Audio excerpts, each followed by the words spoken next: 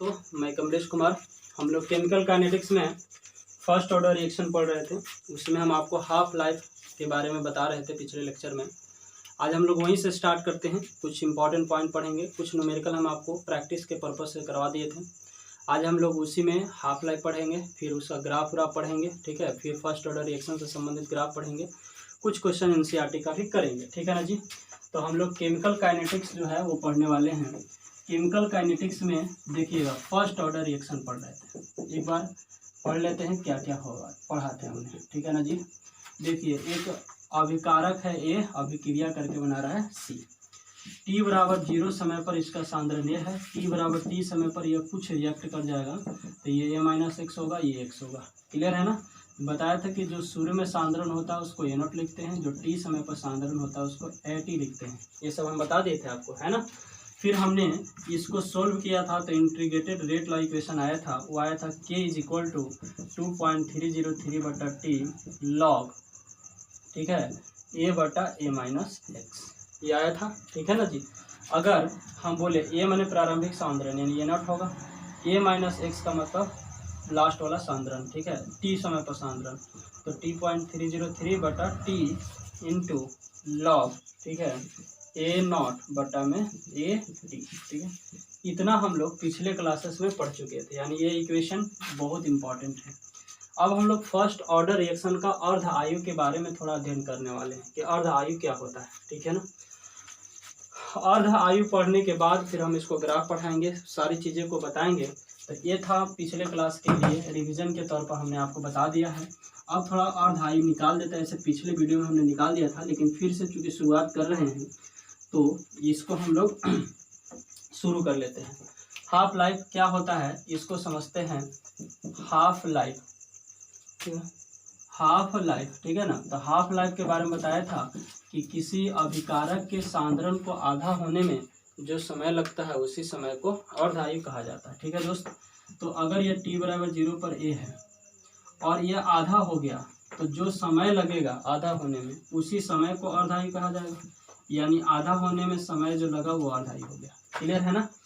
निकालते हैं तो हमने बताया था कि कुछ भी हो आप इक्वेशन को लिख दो, ठीक है ना। कौन सा इक्वेशन बाबू, तो k = 2.303/t log a/a0/at, जो अभी लिखे थे हम, ठीक है ना। अब बताओ, a0 का मतलब प्रारंभिक सांद्रण, at का मतलब t समय पर सांद्रण, ठीक है ना। प्रारंभिक सांद्रण a, t समय पर सांद्रण a/2, तो समय को अर्ध आयु कहेंगे। क्लियर है। यानी यहाँ पर ये आ जाएगा 2.303 और t को हम लोग अर्ध आयु लिख देंगे log, ठीक है, a के जगह a0 के जगह पर a और at के जगह पर a/2। ये कैंसिल हो गया, कैंसिल होगा, 2 ऊपर चल जाएगा बाबू, ठीक है। तो k = 2.303/t half into log 2। Clear है ना। अब क्या करोगे दोस्त, t हाफ निकालना, इसको इधर ले जाओगे, ये गुना में आएगा तो इधर भाग में चल जाएगा, यानी t हाफ का जो इक्वेशन निकलेगा वो होगा 2.303 log 2, 2.303 log 2 बटा में ये t हाफ का इक्वेशन है। देखिए, अब आपको हमने बताया था कि log 2 प्रकार का है, एक वैसा log जिसका बेस e हो और एक ऐसा log जिसका बेस 10 हो। क्लियर है ना।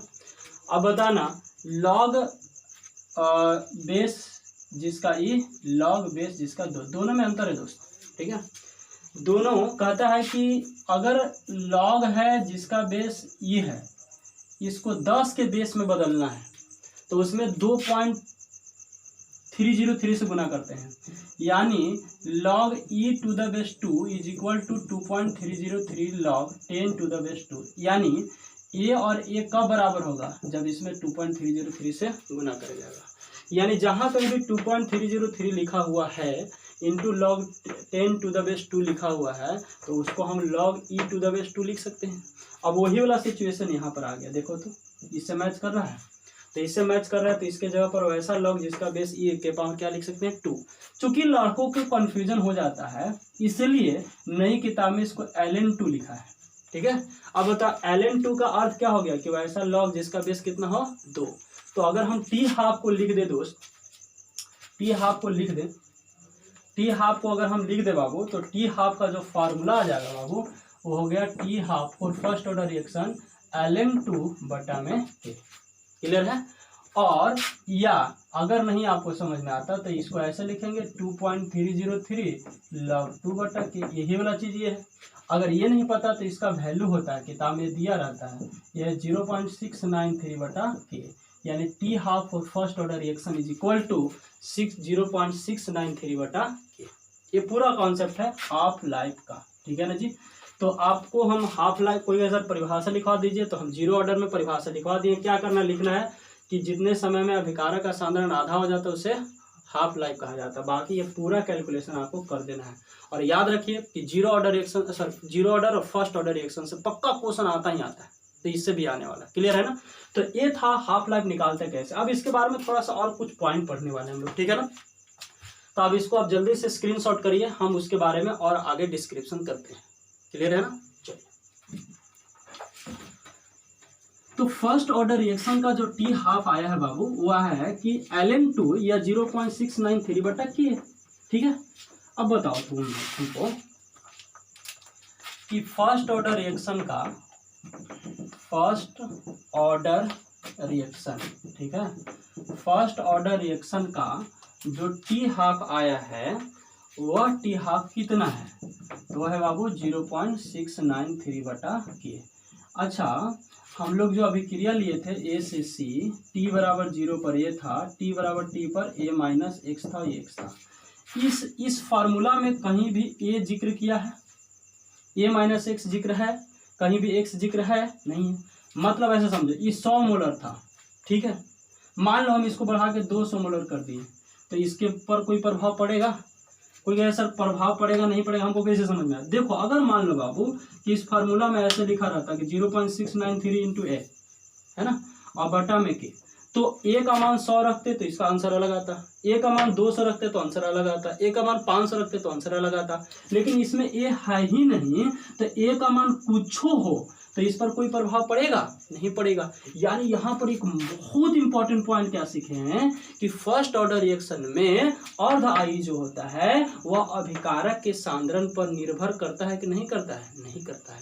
यानी सबसे इंपॉर्टेंट पॉइंट और ऑब्जेक्टिव के पॉइंट ऑफ व्यू से कि फर्स्ट ऑर्डर रिएक्शन का जो अर्ध आयु होता है वह अभिकारक के सांद्रण पर निर्भर नहीं करता है। क्लियर है ना। तो यहाँ पर इसको आप लिख लीजिए, हम यही बताने वाले थे कि फर्स्ट ऑर्डर रिएक्शन का अर्ध आयु, ठीक है, अर्ध आयु अभिकारक के सांद्रण पर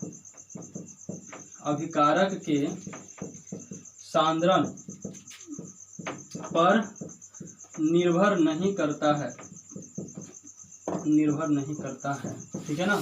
तो फर्स्ट ऑर्डर रिएक्शन जो है उसका अर्ध आयु अभिकारक के सांद्रण पर निर्भर नहीं करता है। ये बहुत ही इंपॉर्टेंट पॉइंट है, इसको आपको हमेशा किसी न किसी रूप में एग्जाम में आते रहता है। क्लियर है। अच्छा, जीरो ऑर्डर का अर्ध आयु पढ़े थे, तो जीरो ऑर्डर में लिखा था a बटा 2k। ये क्या था बाबू? अभिकारक का सांद्रण। यानी हम इसमें लिखवाए भी होंगे कि टी हाफ जो होता है वो अभिकारक के सांद्रण के समानुपाती होता है। लेकिन वो किस में? फर्स्ट ऑर्डर में कि जीरो ऑर्डर में? जीरो ऑर्डर में। फर्स्ट ऑर्डर में अभिकारक के सांद्रण पर निर्भर नहीं करता। क्लियर है आपको? चलिए, आई होप आपको ये सब क्लियर होगा। अब इसमें आते हैं ग्राफ पर, जी हाफ लाइफ का ग्राफ। फिर हम लोग फर्स्ट ऑर्डर रिएक्शन का भी अलग अलग ग्राफ पढ़ेंगे, लेकिन सबसे पहले मैं आपको हाफ लाइफ क्लियर कर लेते हैं, कुछ न्यूमेरिकल भी देखे, ठीक है ना। तो अगर हम हाफ लाइफ का, फर्स्ट ऑर्डर का हाफ लाइफ पढ़े तो ये आया बाबू 0.693 बटा के। अगर हम आपसे पूछें कि चलो ये है हाफ लाइफ, ये है ये है टी हाफ, ठीक है, ये है टी हाफ, और यह है अभिकारक का सांद्रण, ठीक है, यह है अभिकारक का सांद्रण। एक बात बताओ, अभी हमने बताया है कि शुरू में मान लो अभिकारक है 100 और टी हाफ है 5 सेकेंड। अभिकारक के सांद्रण 200 करते हैं तो टी हाफ अभी भी 5 सेकेंड रहेगा। 300 कर दे अभी भी 5 सेकेंड रहेगा। 400 कर दे अभी भी 5 सेकंड रहेगा। कोई कहेगा सर ऐसा क्यों? तो अभी तो पता है कि अभिकारक के सांद्रण को बढ़ाओ या घटाओ, इस पर अर्ध आयु पर कोई भी फर्क नहीं पड़ता है। तो अर्ध आयु जो है फर्स्ट ऑर्डर रिएक्शन का वो फिक्स रहेगा, चाहे तो अभिकारक के सांद्रण बढ़ाओ या तो घटाओ। तो ये जो अक्ष है कहता है कि अभिकारक के साधन हम बढ़ाते जा रहे हैं, यानी पहले मान लो 100 है, फिर 200, फिर 300, फिर 400। लेकिन अगर एक बार हम फिक्स कर दिए कि ये 5 है तो 100 पर भी 5 रहेगा, 200 पर भी 5 रहेगा, 300 पर भी 5 रहेगा, 400 पर भी 5 रहेगा, कभी भी चेंज नहीं करेगा। तो बताओ ये ग्राफ मिलेगा। तो ये जो ग्राफ मिलेगा यानी टी हाफ और अभिकारक के सांद्रण का वह एक अक्ष के समानांतर मिलेगा। क्यों मिलेगा? क्योंकि अभिकारक के सांद्रण को बढ़ा देंगे तो टी हाफ के वैल्यू न तो बढ़ेगा न तो घटेगा। यानी टी हाफ और अभिकारक के सांद्रण के बीच का जो ग्राफ होगा दोस्त, वह ग्राफ होगा parallel to the X axis. Clear है? अब हम आपको एक दो न्यूमेरिकल करा के दिखाते हैं टी हाफ पर एनसीईआरटी से रिलेटेड क्वेश्चन, ठीक है ना। तो अभी हम न्यूमेरिकल लिखते हैं, तब तक इसको आप उतारिए। देखिए क्वेश्चन है बाबू कि प्रथम कोटि अभिक्रिया में के का मान इतना पाया गया है, तो इस अभिक्रिया का अर्ध आयु ज्ञात करें। चलो अब बताओ, जैसे ही फर्स्ट ऑर्डर रिएक्शन बोला, ठीक है ना, फर्स्ट ऑर्डर रिएक्शन बोला और के का मान दिया है, ये क्या है बाबू 5.5 गुने 10 के पावर -14 सेकेंड इनवर्स। हमने बताया था कि जिस के में इसका यूनिट सेकेंड इनवर्स हो वो फर्स्ट ऑर्डर रिएक्शन होता है। तो ऐसे भी पता चल गया कि फर्स्ट ऑर्डर रिएक्शन का दिया। अगर नहीं भी देता, कहता कि एक अभिक्रिया के लिए के का मान इतना है, अर्ध आयु ज्ञात करें, है ना। ये तो हम लिख दिए कि प्रथम कोटि है। नहीं देता तो आपको यहाँ से पकड़ने पड़ता है ना। तो याद रखिए यूनिट बहुत इंपॉर्टेंट है। कई अगर आप एग्जाम दीजिएगा इंजीनियरिंग का या मेडिकल इंट्रेंस का, तो उसमें न लिखेगा कि एक रिएक्शन के लिए के का मान इतना है तो अर्ध आयु ज्ञात करो, ठीक है। तो अब स्टूडेंट को ये पता होना चाहिए कि यूनिट पर, है ना, अगर सेकंड इनवर्स यूनिट है तो फर्स्ट ऑर्डर होता है, ऐसा तो इसमें लिखा हुआ है। अच्छा, टी हाफ का फार्मूला अभी पढ़े थे, क्या था 0.693 बटा के। सिंपल है, यहाँ पर लिख दोगे 0.693 और के का मान है बाबू 5.5 गुने 10 के पावर -14। अब इसको सॉल्व कर दो, वही तुम्हारा हो जाएगा अर्ध आयु। क्लियर है? चलो ये तो बड़ा सिंपल सा क्वेश्चन था। एक और क्वेश्चन है एनसीईआरटी में ही, उसको करते हैं। ये बड़ा सिंपल क्वेश्चन है, आपको कोई प्रॉब्लम नहीं होना चाहिए। के दिया है, के बैठा दो, हो गया, ठीक है। ये भी एनसीईआरटी का ही क्वेश्चन था, इंडेक्स क्वेश्चन। अब देखिएगा इसी में हम एक और क्वेश्चन करके आपको दिखाते हैं। देखो क्या लिखा है कि दर्शाई के प्रथम कोटि अभिक्रिया में 99.9% अभिक्रिया पूर्ण होने में लगा समय अर्ध आयु का 10 गुना। ये बड़ा इंपॉर्टेंट है, ये ऑब्जेक्टिव भी डायरेक्ट आ जाता है और ये है ऐसा न्यूमेरिकल, ठीक है। क्या लिखा है बाबू कि दर्शाएं कि, चलिए एक क्वेश्चन है और इसको आप ऑब्जेक्टिव वाइज याद रखिए। कहा है कि एक फर्स्ट ऑर्डर रिएक्शन, इसको बढ़िया से समझिए, ठीक है। फर्स्ट ऑर्डर रिएक्शन मान लो बाबू ए से सी हो रहा है। कहता है कि इस अभिक्रिया के 99% खत्म होने में जो समय लगेगा वह अर्ध आयु का 10 गुना होगा। नहीं समझे तो ऐसे समझिए, मान के चलिए कि इस अभिक्रिया जो फर्स्ट ऑर्डर रिएक्शन है इसका अर्ध आयु जो है वो 5 सेकेंड है। अर्ध आयु का मतलब कि इसके सांद्रण को ए से a/2 होने में कितना सेकंड का समय लगा है? 5 सेकंड का।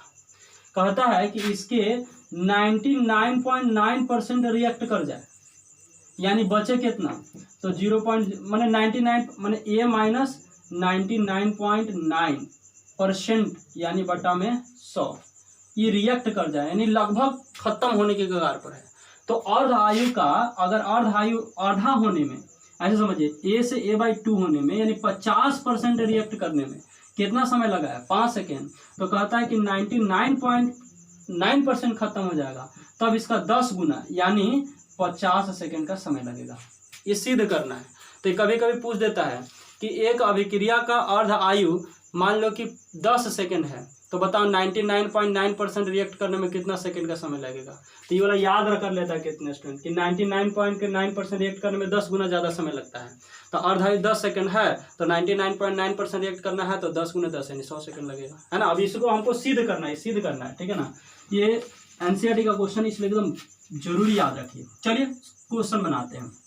ए से सी है, क्लियर है।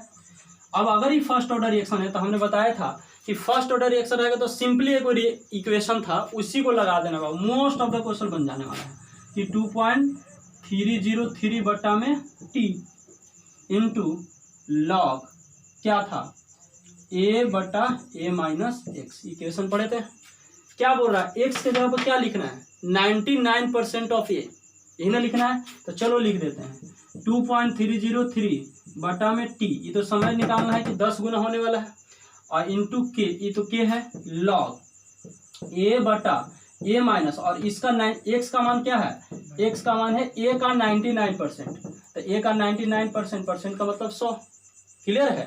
तो ए का 99% हो जाएगा तो ए इंटू 99.9%, क्लियर है।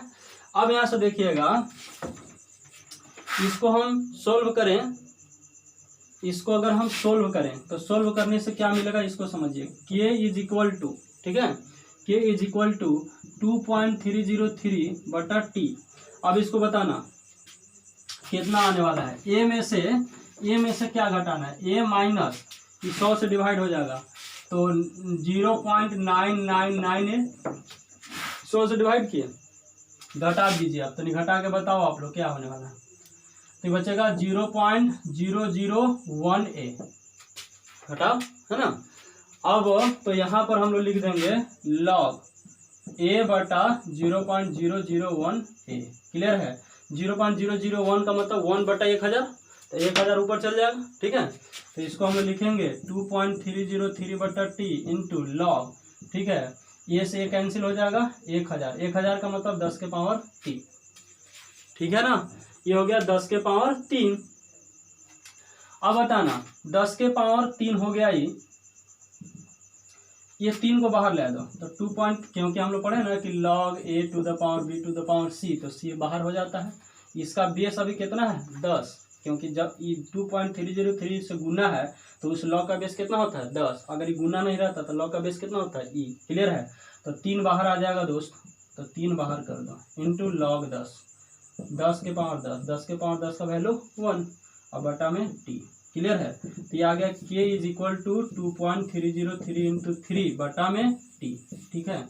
ये कितना रिएक्ट होने में लगा है समय 99.9%, ठीक है ना, 99.9% इतना है। अब देखना, अब क्या कहता है कि हाफ लाइफ से रिलेट करो इसको, ठीक है ना। तो हाफ लाइफ से हम रिलेट करने वाले हैं। सबसे पहले मेरे पास जगह नहीं है तो हम क्वेश्चन मिटा रहे हैं, ठीक है ना। देखिएगा, हमको इसको हाफ लाइफ से रिएक्ट करना है, मतलब रिलेट करना है। तो हाफ लाइफ क्या होता है, तो हम बताए थे 0.693 बटा के या 2.303 इंटू log 2, ये बताया था कभी, ठीक है। या ऐसे रहने दो ना 0.0693 बटा के, ये है तुम्हारा हाफ लाइफ, ठीक है ना। या ऐसा कर देते हैं कि के इसमें, के को इधर टी हाफ को इधर, तो 0.693 और बटा में टी हाफ होगा, अरे के को इधर लेके चल गए, ठीक है। अब बताना ये भी के है और ये भी के है, यानी के का मान इतना और यहाँ पर के का मान इतना, इसका मतलब ये दोनों बराबर होने वाला है, क्लियर है। तो अगर हम इन दोनों को बराबर कर दे दोस्त, तो बराबर करने पर क्या मिलने वाला है आपको 2.303 इंटू 3 बटा में टी 99.9, ठीक है, इज इक्वल टू 0.693 बटा में टी हाफ, क्लियर है। अब क्या करो, इसको आप गुना करो पहले, ठीक है। तो गुना करोगे तो क्या मिलेगा ये बताना, गुना करेगा तो 3 3 के 9, 0 3 3 के 9, 3 दूना के 6 बटा में टी 99.9 इज इक्वल टू 0.693 बटा में टी हाफ। अब कुछ दिखाई दे रहा होगा कि इसमें अगर 10 से गुना करेंगे इसकी इक्विवेलेंट आ जाएगा, क्लियर है। तो अगर हम क्या करें बाबू कि टी हाफ को इधर लेके आ जाएं, टी हाफ को इधर लेके आ जाएं और इसको इधर लेके चल जाएं, तो क्या होगा बताओ, टी हाफ बटा में टी 99.9 इज इक्वल टू 0.693 बटा 0.9, है ना। ये कटेगा लगभग 10 बार में कट जाएगा, अरे 10 से गुना करो इक्विवेलेंट आ जाएगा। अब बताओ 10 बार में कट जाएगा, इसको इधर लेके चल जाओ और इसको इधर लेके आ जाए, इसको इधर लेके आ जाएगा तो 10 गुने T half is equal to T 99.9% हो गया। और हमको क्या सिद्ध करना था कि 99.9% रिएक्ट करने में जो टी हाफ होगा उसका 10 गुना समय लगेगा, क्लियर है कि नहीं। तो यहाँ पर 10 गुना आ गया। मैंने एक बार अगर फिर से हम आपको समझा दें तो के का पहले 99.9%, टी हाफ ये लिख लिए, दोनों को फिर इक्वेट कर लिए, इक्वेट करने के बाद ये वाला इक्वेशन आ गया, इसको 1 इधर लेके चल गए तो 1 से गुना हुआ ये आया और 10 से गुना ये आया। हमको क्या सिद्ध करना था कि 99.9% जो होगा वो अर्ध आयु का कितना गुना होगा, 10 गुना, क्लियर है कि नहीं। तो ये था अर्ध आयु फॉर फर्स्ट ऑर्डर रिएक्शन, ठीक है। अगले हम लोग लेक्चर में पढ़ने वाले हैं, अगले लेक्चर में हम लोग पढ़ेंगे कि फर्स्ट ऑर्डर रिएक्शन का ग्राफ क्या है, ठीक है ना। तो फर्स्ट ऑर्डर रिएक्शन का हम अगले लेक्चर में ग्राफ पढ़ने वाले हैं। आज भर इतना है।